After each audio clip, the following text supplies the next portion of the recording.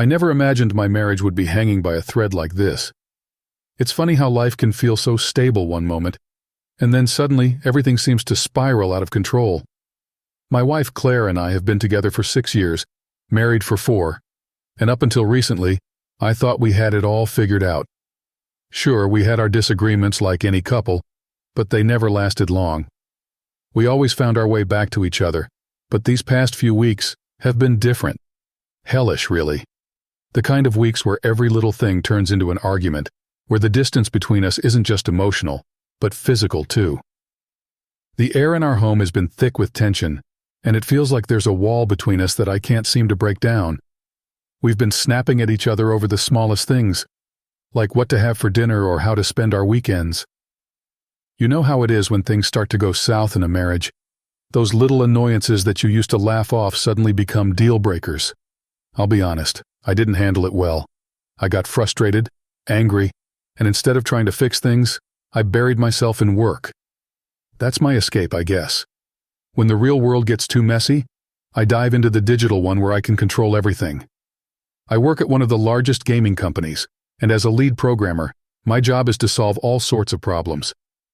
You'd think that after spending all day untangling complex code, I'd be better at handling issues at home, but that's not how it works.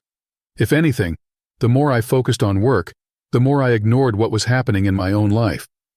Claire's a designer. She creates women's shoes. She's talented, creative, and she loves what she does. I used to love hearing her talk about her latest designs, but lately, we've barely been talking at all. It's like we're just two people living in the same house, going through the motions, but without really connecting. And the more distant she became, the more I convinced myself that it was all my fault. I started thinking about everything that had gone wrong. It wasn't just the fights or the silence. It was the way I'd been acting, cold, distant, shutting her out instead of trying to work things out. I realized I'd been a coward, avoiding the tough conversations because I didn't want to face the fact that we might be in trouble. It took me 2 weeks to finally admit it to myself, and by then, Claire and I were like strangers. That's when the opportunity for a work trip to France came up. Normally, I'd be excited about a trip like that. New place, new challenges. But this time, it felt like I was running away. I convinced myself that the distance would be good for us, that it would give me time to clear my head and figure out how to fix things. But all it did was give me more time to dwell on how bad things had gotten. I couldn't stop thinking about how much I'd messed up. It was during that trip that I finally had a moment of clarity. I was sitting alone in my hotel room, staring at the Eiffel Tower through the window, and it hit me like a ton of bricks. My marriage was on the line, and if I didn't do something about it, I was going to lose Claire. And you know what? The thought scared the hell out of me. I realized that all this time, I'd been too proud, too stubborn to admit that I was wrong. I'd been too chaste in my approach to the conflict, too afraid to really open up and show Claire how much I still loved her. I decided right then and there that I needed to make things right. We couldn't go on like this, avoiding each other and pretending everything was okay. We needed to talk, really talk, like we used to when we first got together. I knew that if we could just sit down and have an honest conversation, we could work through this. We'd been through tough times before, and we'd always come out stronger on the other side. I had to believe we could do it again. That's when I made the decision to cut my trip short and fly back to the US. I wanted to surprise Claire, to show her that I was serious about fixing our marriage. But it wasn't that simple. My work in France wasn't done yet. We were in the middle of developing a new character for one of our biggest games, and the deadline was looming. The people at Game Dev had just presented the character, and I knew I'd have to wait a few more days to finish everything. But I couldn't wait. I couldn't stand the thought of being away from Claire any longer, of letting more time slip by while our marriage hung in the balance. So I pushed myself to get everything done as quickly as possible. I worked late into the night, going over every detail, making sure everything was perfect so that I could leave without any loose ends. I wasn't going to let work come between us anymore. Claire was more important than any project, any deadline. When I finally finished, I bought a ticket on the first flight back to the US. I didn't tell Claire I was coming home early. I wanted it to be a surprise. I imagined the look on her face when I walked through the door, how happy she'd be to see me, I planned to take her out to a nice restaurant, somewhere we could relax and talk, maybe even laugh like we used to. I was nervous but hopeful. This was my chance to make things right, to show Claire that I was still the man she fell in love with. I landed early in the morning, exhausted but excited. I couldn't wait to see her. As I drove home from the airport, my mind raced with all the things I wanted to say to her, all the ways I was going to make it up to her. I parked in front of our house, and for a moment, I just sat there, taking a deep breath. This was it. I was going to fix everything. I quietly opened the front door, not wanting to wake Claire just yet. I wanted to savor the moment, to surprise her with breakfast in bed or something. I set my bags down on the sofa in the hallway and made my way to the kitchen. I poured myself a glass of water, my hands trembling slightly with anticipation. I pictured how the day would go. She'd be so surprised, and we'd talk, and everything would be okay again. I'd make sure of it. But as I made my way to the bedroom, something felt off. The door was slightly ajar, which was strange because Claire always closed it before going to bed. I paused for a moment listening, but the house was quiet. I pushed the door open slowly, expecting to see Claire still asleep, maybe curled up with one of the books she liked to read before bed. Instead, what I saw stopped me cold. There, in our bed, was Claire. But she wasn't alone. My brother, my estranged brother, was lying beside her, his arm draped over her like they were the closest people in the world. I felt like the ground had just been ripped out from under me. My mind couldn't process what I was seeing. I blinked, hoping that somehow this was just a nightmare, that I'd wake up any second now in that hotel room in France. But it was real. Claire's hair was a mess, her skin flushed, and there were hickeys on her neck, marks that I hadn't put there. Their clothes were scattered across the floor, her bra tossed carelessly on top of them. And my brother, the one person I'd cut out of my life for good reason, was lying there as if he belonged. For a moment, I just stood there, unable to move, unable to think. It felt like my whole world had shattered in an instant. Everything I thought I knew, everything I'd been working so hard to save, was gone. The woman I loved, the woman I'd promised to spend my life with, was lying in bed with the man I'd tried so hard to forget. And that's when the anger hit. It surged through me like a tidal wave, drowning out everything else.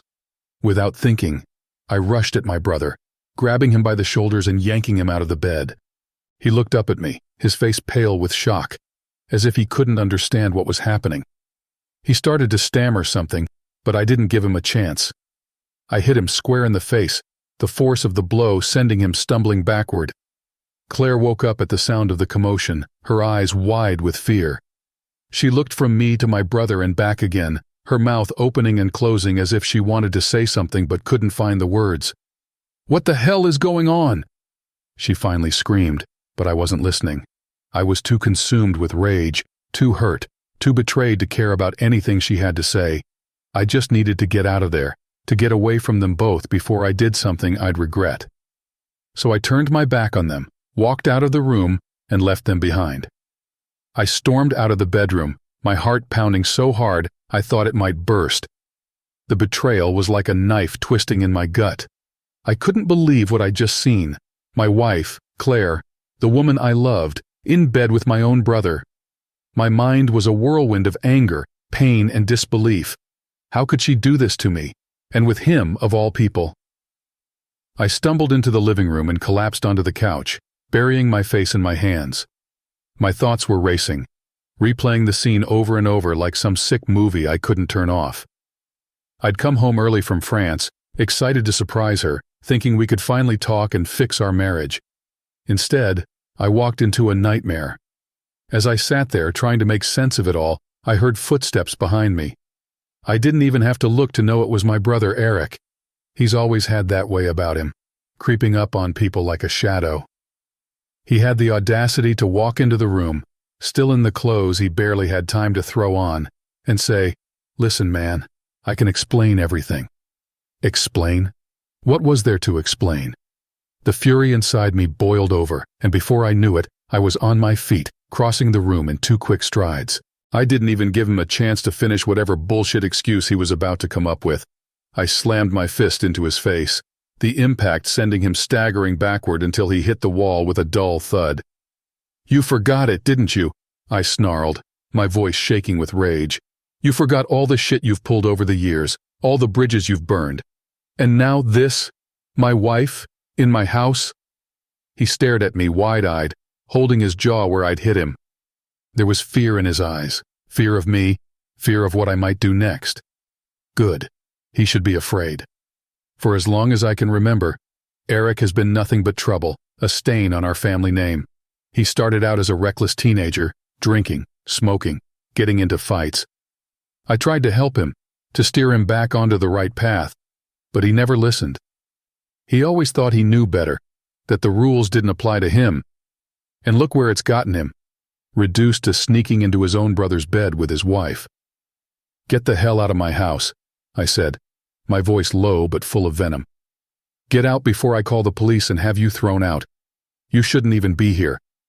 Eric didn't argue. He knew better. He glanced toward the bedroom where Claire was still hiding, then back at me. There was something pitiful in his eyes, like he realized just how badly he'd messed up, but I didn't care. I wasn't interested in his regret, his excuses. He was dead to me.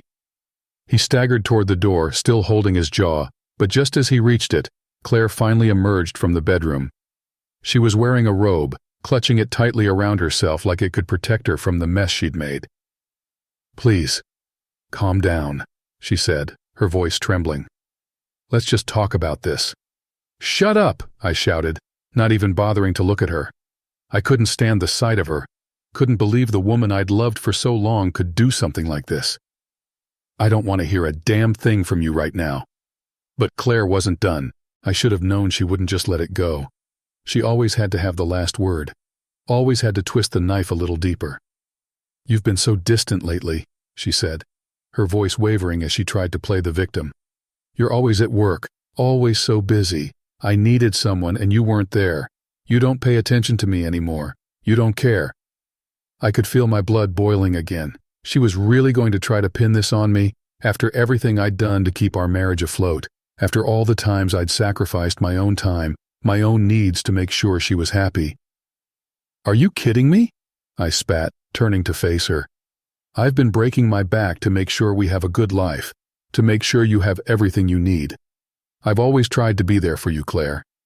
You think it's easy, working in the industry I do? The hours, the stress? But I still made time for you, didn't I? I still tried to be a good husband, even when you were acting like nothing I did mattered." "Is that what you call being a good husband?" She shot back, her voice rising. "Ignoring me, treating me like an afterthought? You think money is everything? You think that's all I care about?" And that's when it clicked, the ugly truth I'd been too blind to see. This wasn't just about my job, about my supposed neglect. There was something deeper, something more insidious. "That's it, isn't it?" I said, my voice dropping as the realization hit me. "It's always been about the money. That's why you stayed with me, isn't it? Because I could give you a nice house, nice things. But when that wasn't enough, when I wasn't giving you enough attention, you went looking for it elsewhere. And you picked my brother, my low-life brother, who's got nothing to his name, nothing to offer." Claire's eyes widened as she realized she'd said too much, let too much slip. "I didn't mean it like that," she stammered, but it was too late. I could see it all now. The years of manipulation, the way she'd played on my insecurities, made me feel like I was never doing enough, never good enough for her. "Get out," I said, my voice cold and final. "Get out of my house. I'm done with you. We're done. I'll be filing for divorce, and trust me, I'll make sure you get nothing." Claire looked at me, her eyes pleading, but I was done. I was beyond caring. She'd made her bed, literally, and now she could lie in it.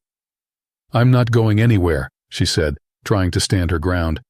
But I was already pulling out my phone, dialing 911. "Fine," I said, holding up the phone for her to see. "You don't want to leave? I'll have the cops do it for you. Let's see how you explain this to them." Her face went pale as the reality of the situation sank in. She knew she couldn't afford for the cops to show up, not with Eric still skulking around. Without another word, she turned on her heel and disappeared into the bedroom to pack her things. I stood there, watching her go, feeling a strange mix of satisfaction and emptiness. This wasn't how I wanted things to end, but I knew there was no other way. A few minutes later, she emerged with a suitcase in hand, her eyes red and swollen from crying. I didn't say anything as she walked past me and out the door, not even a goodbye. As soon as the door clicked shut behind her, I collapsed back onto the couch, my head spinning with everything that had just happened. 2 weeks passed in a blur. The house felt empty, quieter than I ever remembered it being.